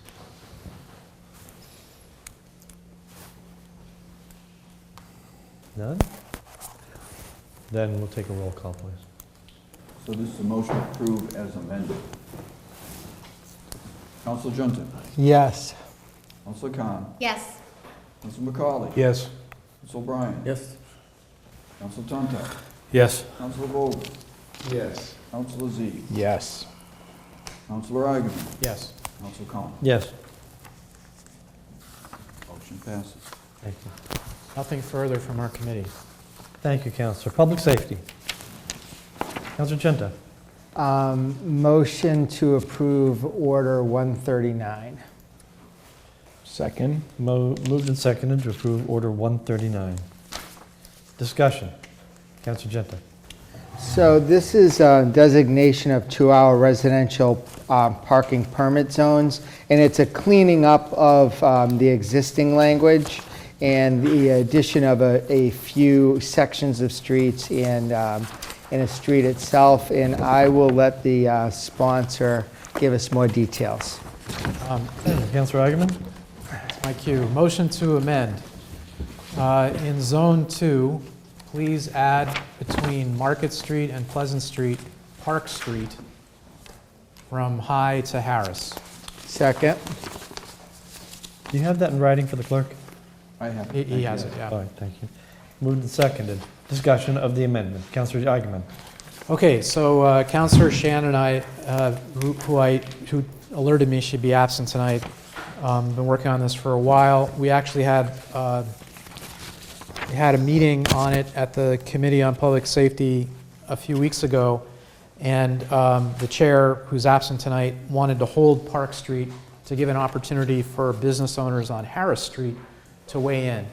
And so I want to thank, I think that most of them have the good sense to go home, thank the residents of Park Street because, you know, they've been told this is going to happen, it's going to happen, and it hasn't happened. And they came out in force tonight to, I think very politely, make their case.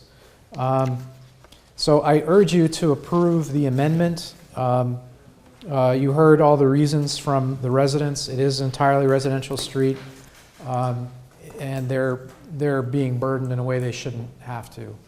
And I want to say that on Harris Street, that was added actually at the request of some businesses who have visitors. So for example, there's a dentist office and an attorney who takes many clients, and their customers had nowhere to park. And so this is a cascade effect as we institute stronger parking controls downtown. And Park Street is at the tail end here, and they are suffering from that cascade effect. So I hope you'll add them. Further discussion. Councilor Zede. So it's not a surprise that I'm getting really skittish about these 2-hour zones. I mentioned that in a previous meeting. I find myself very conflicted about these because on the one hand, I am very sympathetic to the neighbors who I think you heard from public testimony. Most of them highlight that this is in the past year. I'm not sure if anyone remembers what's changed in the past year, but there's been something pretty big. It's the parking garage. And we still, in my opinion, we are still putting a Band-Aid on a hemorrhage, and we're not solving the underlying problem. We're just running around playing whack-a-mole trying to solve individual neighborhoods' problems, which maybe is sensible in some cases, but it's gotten to the point now where, okay, so people are being chased up to the mall. What's next? I know there's been some discussion, although it hasn't come to a proposal that I'm aware of, or maybe it is on Federal Street. Is Federal Street in here? I haven't get to that yet. So I'm losing my mind. I feel as though, again, I'm very sympathetic with the residents, and that does trouble me. But we are changing Newburyport with these things. When I go on to some of these streets and I see all the signs, I'll only speak for myself. If I wanted to live in Boston, I would live in Boston. I don't want to live in Boston. I want to live in Newburyport. And the sense I get from a lot of people is the same. And that means I don't want to drive around and see 10,000 signs and 50,000 parking enforcement people and having all these problems that we've created. So what I'm trying to say is it's not that the problem should not be solved. The residents clearly have a valid case, as do I think some of the businesses. But if the problem is that we haven't priced something correctly and we've been sliding in that direction, then we need to fix the underlying problem, because this is a cost. This is a price that neighborhoods are paying because the garage exists and it's not performing in the way that we want it to. So we're taking spots off the waterfront. We're trying to do this. We're trying to do that. I'm just... It's not yielding a Newburyport that I think we're trying to achieve. That's my 2 cents. Thank you, Councilor Agaman. Yeah, I'll do a quick rebuttal because I know the hour's getting late. That is, look, the ship has sailed on controlling parking downtown. And I've said this before, and I know Councilor Zeid and I disagree, but it's really not about pricing. This is not about pricing. This is about turnover. It's about trying to make sure that there's turnover of parking spaces close to Pleasant Street and State Street. And, you know, long before we were on the council, Councilor O'Brien was here, you know, it started to become a scarce resource where we really had to regulate that turnover. And so we're very far down the road. It's not just the garage that's causing this. I really don't think that's accurate. The 2-hour residential parking program has been in Ward 2 much longer than that. So there may be a day that we reevaluate our entire system of parking and rationing the scarce resource of curbside parking, but I don't think it's tonight. So I urge you to vote for this amendment. Thank you, Councilor. Councilor Khan. Yeah, thank you, Council President. I just wanted to get in on this a little bit too. Being someone that, you know, over the last, I guess being on the council in the last year and a half, we've been slowly kind of trickling in these 2-hour parking zones and then almost seeing the effect of approving one section, then the ripple effect to another section. And I feel like we're going to continually be chasing that situation. I like the fact there are zones here. I wish maybe there was a map to go along with this, but I do, I'm just going to echo, I mean, obviously I heard from the residents here and I really feel for them. I think we did one thing and it created a problem for them. And then we're going to solve their problem, and then we'll hear from another street and other residences. But I would like to, and I think we've mentioned this before, and my apologies for not have attended this specific meeting, but I think there's a bigger picture of how we want this to look overall, and I think these zones are a good start with a map. But that this is something that I kind of agree with the councilor from Ward 1. It is something we see before us a lot, and you know, when will it stop? And I understand the issues we're bringing up here, but I think to have almost a view of the whole downtown area, and then to look at the streets more strategically. And is there a way? Maybe this is already being done, and please let me know if it is being done in the TSAC or the is it Parking Advisory Committee? But it might be worth, if it hasn't, maybe taking that or elevating it to there in terms of a more comprehensive picture. So please correct me if that's already being done more comprehensively. Councilor Agaman and Councilor Zeid.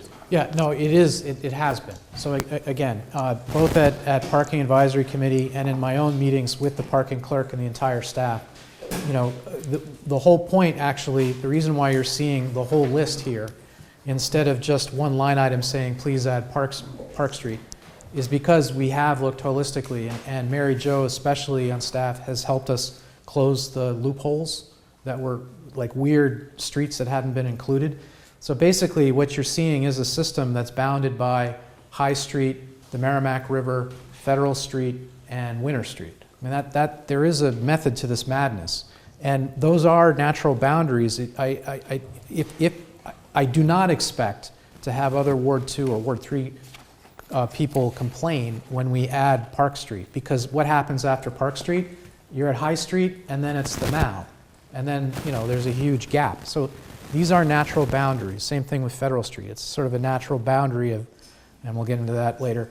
And then the Route 1, the rail trail bridge is another natural boundary for how far people will walk to park to go to work, and the river is the river. So there is a method to this madness. By no means is it perfect, but I just want to put it in context as well. There was a time where downtown Newburyport had parking meters. I mean, people are forgetting that. This is, the how to deal with parking downtown is is as old as cars. And again, we got rid of the parking meters. There were parking meters, just like Boston has, down there through the 60s. Thank you. Councilor Z. Yeah, so people probably know the Ward 2 councilor and I have been debating this as long as I've been debating capital improvement plans with the Ward 4 councilor. The scarce resource in the parking system is all-day free parking. That's the scarce resource that exists. And that scarcity exists because we made that scarcity. So yes, was it scarce to some degree before? Yeah, perhaps, but that's the scarce resource. So we talk about scarce resource like it's the whole thing. There are a handful of weekends a year, we could rehash this discussion, where yes, the entire parking system and the parking load becomes too much and it becomes a scarce. But as a general rule, the scarce resource we are coming up against, and we just had this, and many councilors who may rebut me tonight supported reducing the costs in an effort to get employees to park in the parking garage. So I would argue back to you that you're arguing against yourself at some point. The scarce resource we created is all-day free parking. That is clearly an important need. You heard that echoed tonight by the residents. When did they say people come in? 8:30. When do they leave? 5:30. Who are those people? They're employees. Why are they on Park Street? Because they managed to find the one little hole we had where all-day parking was free and allowed. So to that end, what I'm trying to say is that it is a pricing issue to me, and the conundrum we've had is we started at $60 and $80, right? We were up here, and then we came down, and we said, well, do a Monday through Friday pass for $60, and now we're down to $200. But the point is, we're not trying to ask people to go from, say, $160 to $200 for the most part. We're actually asking people to go from zero. People who weren't paying anything to pay to park all day are now being asked to pay $200 a year. And we can stand here in our chambers and say, that's nothing, who cares, $200 is a steal of a deal for Newburyport. Well, the market's telling you it isn't, and the neighborhoods are paying the price. So this is why I'm mixed on it, and because I realize the neighborhoods are ultimately the ones taking the brunt of it, but at the same time, it just seems like, And the last thing I'll say to the Ward 2 councilor is, I understand there's, is or will be a proposal to start jumping, move Federal Street's a natural boundary, but now we're on Federal Street. My ward is one more street over, and I'm not interested in this for my ward. I don't want to line Lime Street with 300 signs that say 2-hour parking. I just don't think it'll be a neighborhood anymore. Thank you, Councilor. Councilor Genta. I guess public safety should chime in. What's done is done here, and now we're affecting the lives of the people on Park Street, so that's where we're at. We need to do something about it. I mean, to give you a little bit of a historical context to this, this all started in 2010 when paid parking came to Newburyport, because then the next thing we had to do was we had to put all of these 2-hour zoning spots, because all the employees now left their free parking spot to go into the neighborhood. And so we are 19 years later, and we're 9 years later, and we're here, and this will continue to grow. We need to figure out how we're going to help the employees. Are we going to park them in the garage? What are we going to do? But we need to figure out employee parking. There was a time, and I've lived in Newburyport for 25 wonderful years, that you could drive downtown Newburyport at just about any time and find a parking spot and not inconvenience a neighbor. That is not the case anymore. This is all created by us, so we have to figure out what we're going to do, but the employees need a place to park long-term that's not in front of somebody's house, so they can go to the grocery store and come home and park in front of their house. So it is a problem that I hope you all handle in 2020. Thank you. Thank you, Councilor. Further discussion? Would the parking clerk want to offer an opinion or a perspective? Good thinking. I don't mean to be impertinent. I'm happy to if you want me to, but No, my opinion. I just offered you the opportunity if there was something just bursting out of you. There isn't. Huh? The only thing bursting out is that there's a motion to amend to add Park Street on the floor. There is. Could you repeat that motion, please, or Add Park paraphrase Street. it? It's simple to add Park Street to Zone 2 Mhm. from High Street to Harris Street. All right. If there's no further discussion on that amendment, all those in favor of the amendment, say aye. Aye. Opposed? Good. So now, we go Motion back to the original order. Approve as amended. Order Order 139. 139. Is there any further discussion on 139? Hearing none? All those in favor, say aye. Aye. Opposed? Present. I hear one present. Is that correct? Thank you, councilors. Public safety, anything else? I would, Yes. Is it already out?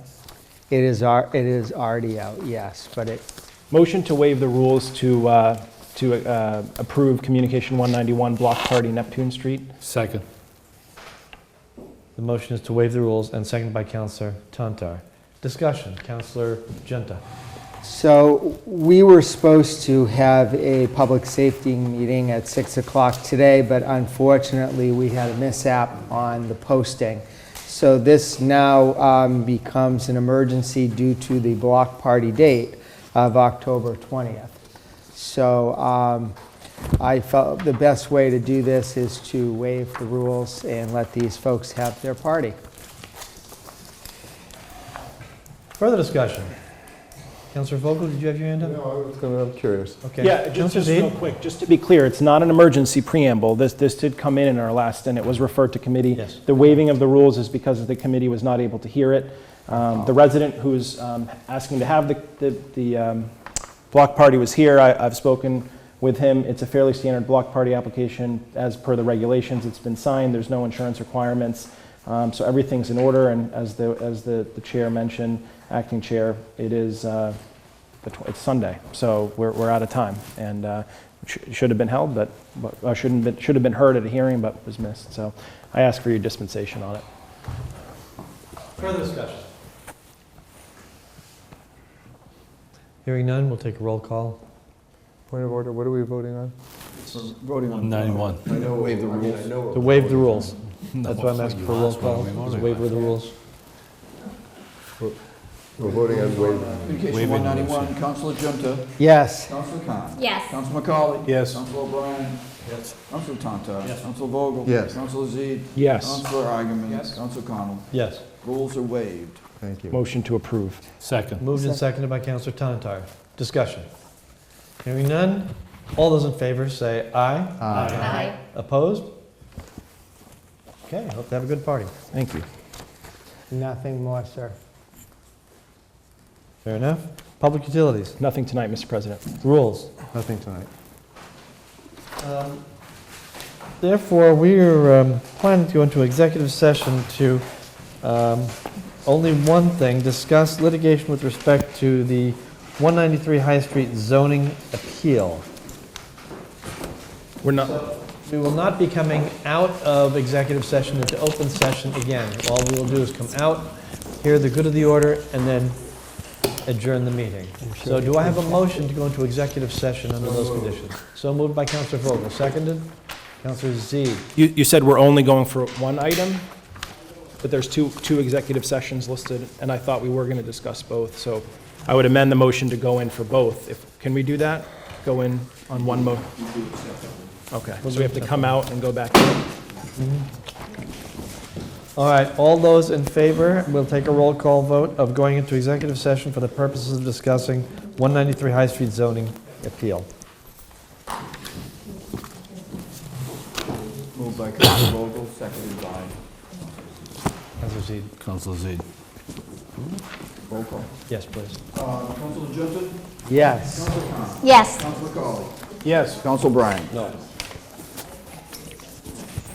Councilor Tantar. Yes. Councilor Vogel. Yes. Councilor Z. Yes. Counselor Eigenman. Yes. Counselor Connell. Yes. We're in executive session. We're in executive session. Counselors, let's keep your microphones. It'll take us a couple minutes to shut off the video feed. And then we can go into executive.